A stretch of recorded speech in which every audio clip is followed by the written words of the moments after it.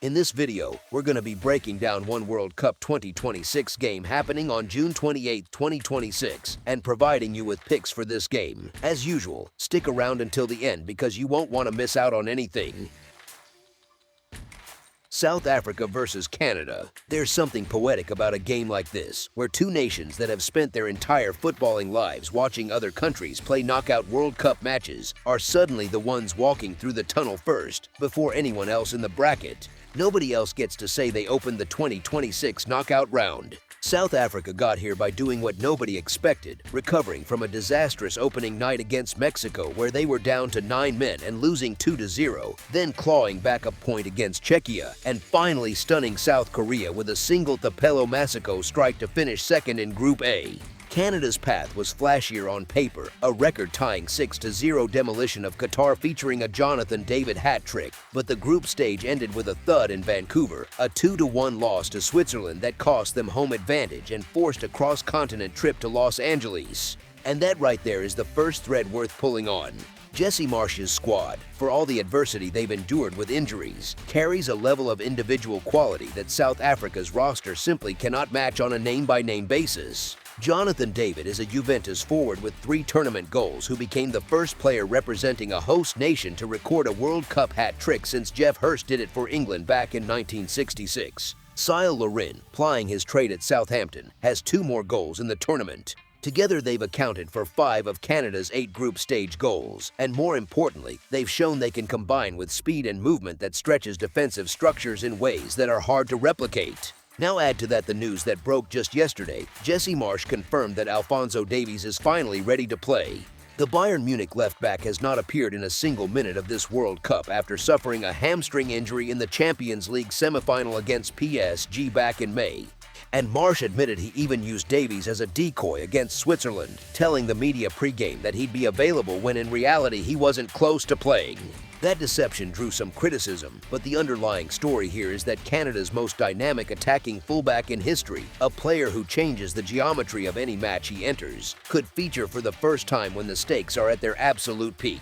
South Africa's coaching staff under Hugo Broos has done remarkable work. There's no way around that, but the loss of Themba Zwane to a 3-match suspension following his red card against Mexico is enormous. The appeal was rejected just days ago, which means the veteran Mamelodi Sundowns playmaker, one of the most experienced and creative players in the entire squad, will not set foot on the SoFi Stadium pitch. Teboho Mokoena does return from his own 1-match suspension, and that's a genuine boost because his penalty conversion against Czechia showed composure under pressure, but Mokoena and Zwane serve very different tactical purposes, and losing the latter's guile in possession hurts Bafana's ability to hold the ball and create from central areas. It's worth remembering too that 19 of South Africa's 26 players are based in their domestic league, predominantly with Orlando Pirates and Mamelodi Sundowns.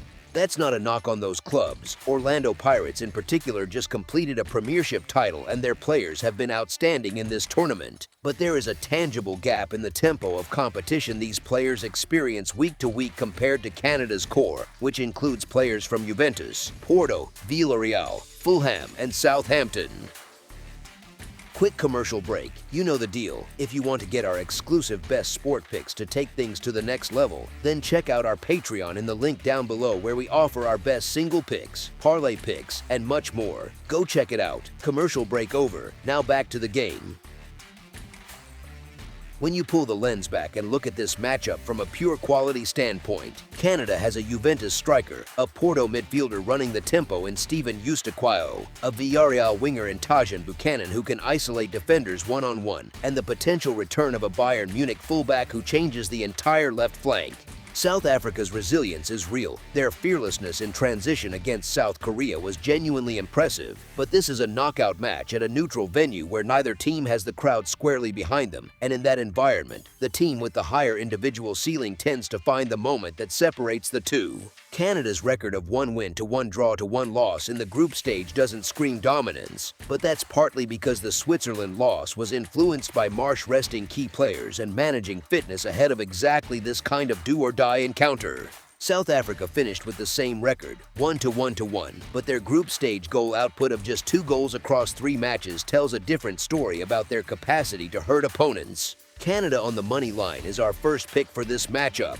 The heartbeat of this game, tactically speaking, is going to be shaped by two goalkeepers and two coaching staffs that have every reason to prioritize not conceding over chasing an avalanche of goals. Start with Ronwen Williams, because you can't understand South Africa's tournament without understanding what he's done between the posts. The Mamelodi Sundowns captain was ranked the 9th best goalkeeper in the world at the 2024 Ballon d'Or ceremony, which is not a throwaway accolade. That recognition came on the heels of him saving 4 penalties in a single African Cup of Nations shootout against Cape Verde earlier that year. During the 2025 to 2026 PSL season, Williams recorded 13 clean sheets in 29 league matches and posted a save rate above 66%, conceding roughly 1 goal every 124 minutes on average. That form has carried over to this tournament, where he delivered a 7.9 SOFA score rating against South Korea, prevented 1.42 expected goals from becoming actual goals, and generally looked like a player who treats his penalty area like a living room he's not about to let anyone mess up.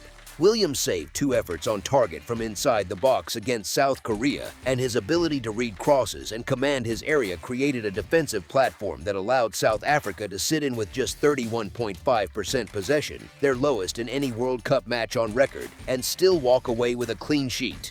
That is not a team that's going to come out against Canada and suddenly open the floodgates. Hugo Broos will set up his side to be compact, disciplined, and willing to surrender the ball while staying organized in a mid to low block, then look to spring Oswinapoles and the attackers on the counter through quick transitions. Everything about their identity points toward a low event count. South Africa have not scored more than 1 goal in any match at this World Cup, producing just 2 goals across 3 group stage fixtures. And that number is not an accident. It reflects a squad that doesn't generate a ton of high percentage scoring chances in open play. Their goal against Czechia was a Teboho Mokoena penalty in the 83rd minute, and their winner against South Korea was a single moment of brilliance from Maseko in the 63rd. Now flip to Canada's side, and the instinct might be to point at the 6-0 rout of Qatar as evidence of an offense that can run up the score. But context matters here. Qatar had 2 players sent off in that match, playing with 9 men for a significant portion of the game, and even before the red cards, the gap in quality was enormous. Strip out the Qatar game entirely and Canada scored just 2 goals in their other 2 group matches, a Larin equalizer against Bosnia and Herzegovina and a Promise David consolation goal in the loss to Switzerland.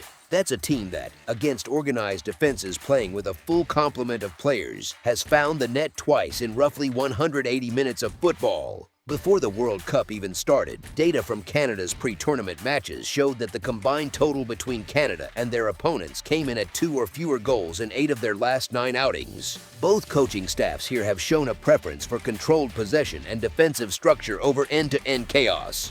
Marsh's 4-2 to 3-1 formation asks Eustaquio and a partner to screen the back 4, and while the wingers push high, the build-up is methodical, not reckless. South Africa's approach is even more conservative by design. Broos is on record saying his team's identity is built around togetherness and tactical discipline, and the results bear that out.